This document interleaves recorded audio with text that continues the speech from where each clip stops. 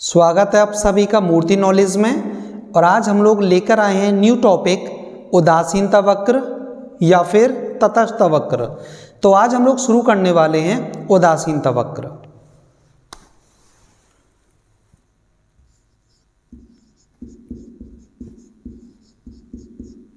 उदासीनता या फिर तटस्थ वक्र। तो आज हम लोग समझेंगे कि उदासीनता या फिर तटस्थ वक्र आखिर होता क्या है। तो जो उदासीनता वक्र है, पहले उसको कुछ साधारण शब्दों में समझने की कोशिश करते हैं। ओके, जो उदासीनता वक्र है उसको कुछ इन शब्दों में परिभाषित किया जा सकता है कि समान उपयोगिता वाले समायोजनों के बिंदुओं के बिंदु पथ को तटस्थ वक्र कहा जाता है। एक बार इसे लिख के देखते हैं हम लोग, थोड़ी आसानी रहेगी चीजों को समझने में। समान उपयोगिता वाले समायोजनों के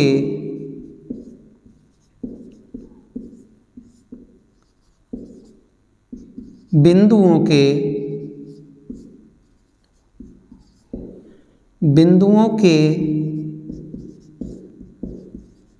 बिंदु पथ को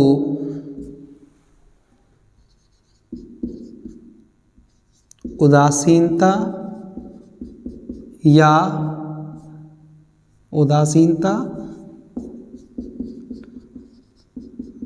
या तटस्थता वक्र कहते हैं।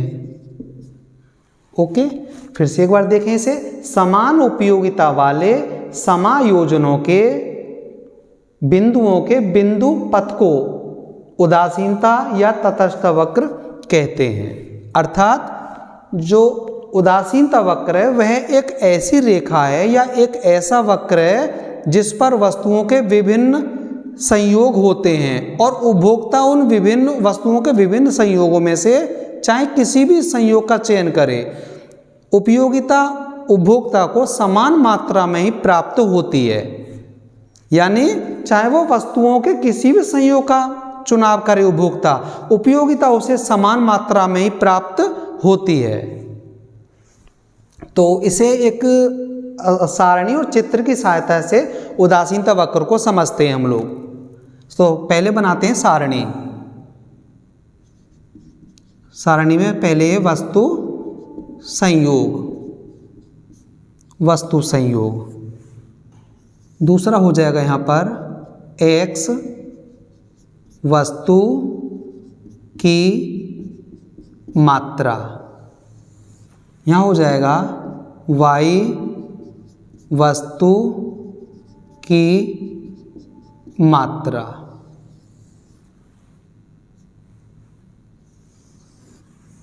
तो जो वस्तु संयोग है वो A B C D, और जो x वस्तु की मात्रा है वो 1 2 3 4, और जो y वस्तु की जो मात्रा है वो पहली 15 10 6 3 इस तरीके से है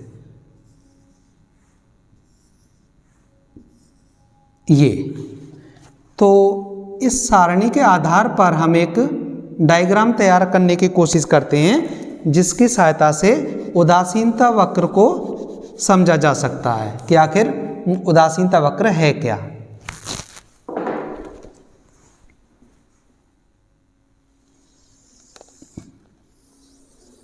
दो अक्ष होते हैं, ये तो हो गया x अक्ष, ये मूल बिंदु O, और ये हो गया y अक्ष। ओके, x अक्ष पर x वस्तु को प्रदर्शित किया जाता है, x वस्तु की मात्रा, और y अक्ष पर y वस्तु की मात्रा, इस तरीके से।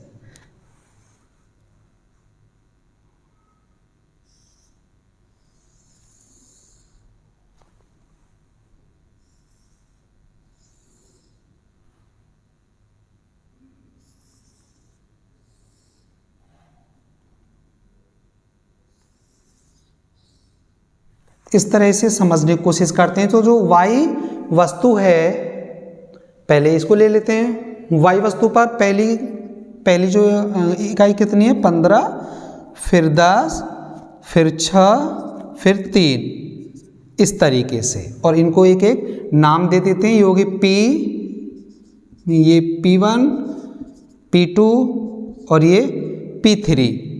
और ये x वस्तु की जो मात्रा की जो इकाइयाँ हैं वो 1, 2, 3, 4, तो 1, 2, 3 और ये 4, और ये तो हो गई हमारी n, n1, n2, n3, इस तरीके से। और इन सभी बिंदुओं को मिलाने वाली एक रेखा होगी जिसे उदासीनता वक्र कहा जाएगा। यहां से लेते हैं हम इस तरीके से,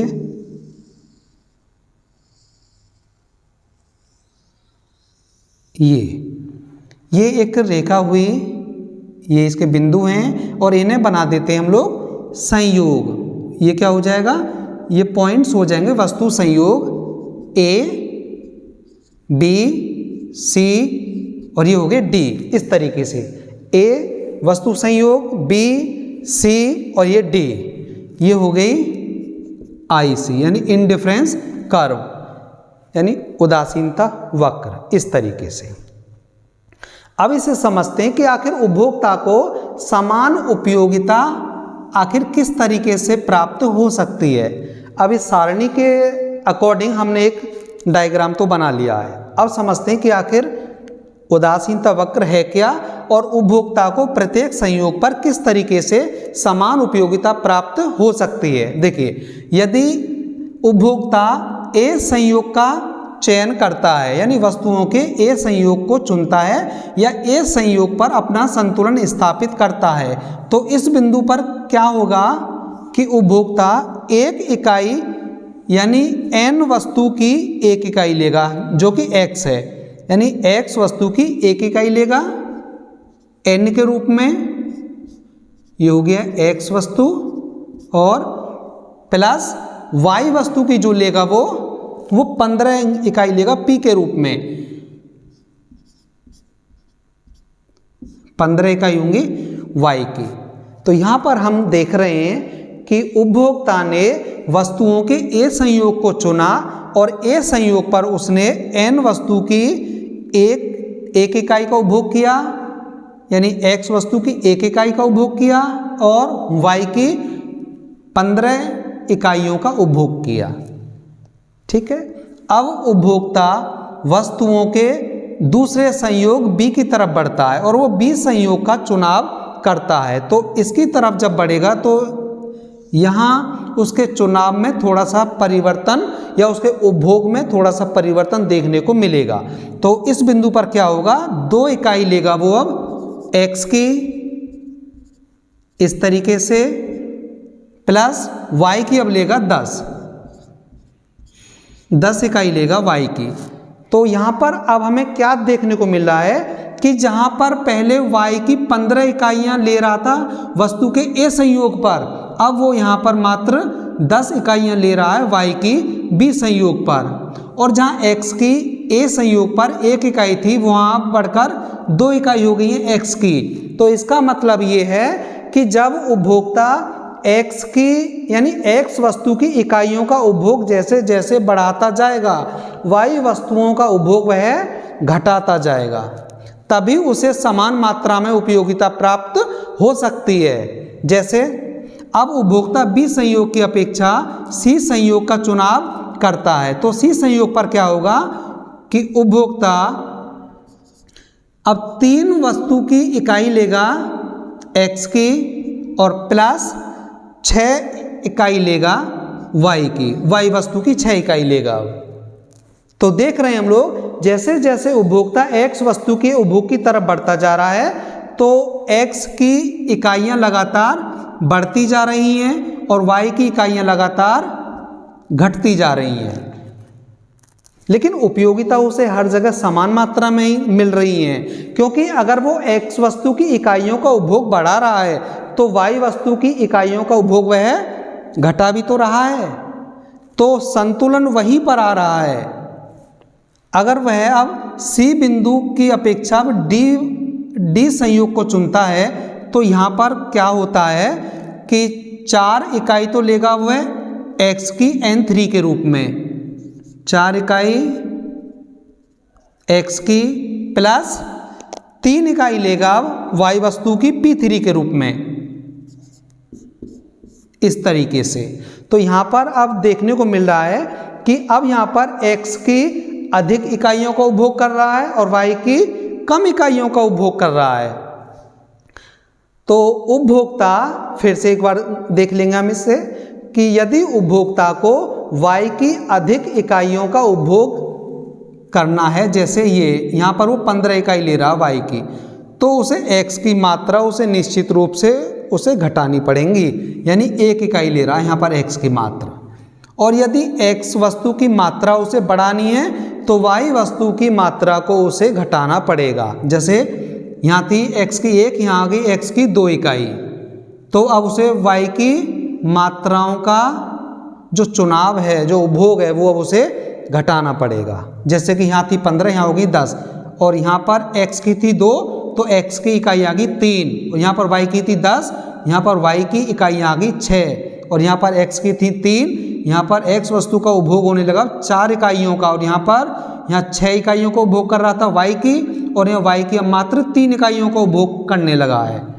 तो लेकिन उपयोगिता अभी भी उसे समान मात्रा में प्राप्त हो रही है, चाहे वो वस्तुओं के किसी भी संयोग पर रहे, ए बी सी डी या कोई अन्य भी संयोग हो तो उस पर भी रहे, तो कोई फर्क पड़ने वाला नहीं है, उपयोगिता उसे समान मात्रा में ही प्राप्त होनी है।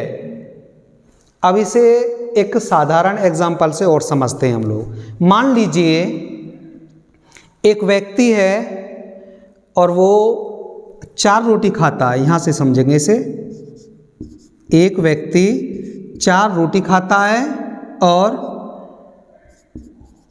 1 कटोरी सब्जी खाता है, इस तरीके से इसे हम समझेंगे। और इस इतने उपभोग के बाद व्यक्ति की भूख शांत हो जाती है, उसका पेट भर जाता है। ओके, अब अचानक एक दिन क्या हुआ कि रोटी उसे 4 नहीं मिली, रोटी उसे मिली 2। ओके, 2 रोटी मिली, लेकिन उसे जो सब्जी मिली वो 1 कटोरी नहीं मिली, सब्जी उसे अब 2 कटोरी मिली, सब्जी अब उसे ज़्यादा मिली। जहाँ वो 4 रोटी खाता था, रोटी मिली उसे अब 2, रोटी हो गई आधी। और जहाँ वो 1 कटोरी सब्जी खाता था, वहाँ वो सब्जी मिली उसे 2 कटोरी, तो सब्जी हो गई डबल। तो जो अनुपात है, जो रेशो है, वो तो समान ही रहा ना। जहाँ वो 4 रोटी खाता था और 1 कटोरी सब्जी खा रहा है, वहाँ 2 रोटी खा लेगा, लेकिन वो 2 कटोरी सब्जी खा लेगा, तो अनुपात तो समान रहा। उपयोगिता तो उसे समान मात्रा में उतनी ही मिलनी है ना। यानी अगर 4 रोटी नहीं है तो उसके पास 2 रोटी हैं, लेकिन सब्जी जहाँ 1 कटोरी होती थी, सब्जी अब वहाँ उसे 2 कटोरी मिलने लगी है। तो उपयोगिता उसे समान मात्रा में मिलेगी, चाहे वो इस संयोग का चुनाव करे वस्तु के का, चाहे वो वस्तु के इस संयोग का चुनाव करे। उपयोगिता उसे दोनों ही स्थितियों में समान मिलनी है। इसे मान लीजिए संयोग E और इसे मान लीजिए F। वो किसी भी संयोग पर रहे, उपयोगिता उसे समान मात्रा में प्राप्त होनी है। ऐसे ही वस्तुओं के यहाँ वो किसी भी संयोग पर रहे, A B C D, उपयोगिता उपभोक्ता को समान मात्रा में ही प्राप्त होती है। उम्मीद करता हूँ यह जो उदासीनता वक्र है अच्छे से समझ आया होगा। लेकर आएंगे नेक्स्ट वीडियो में इसकी विशेषता।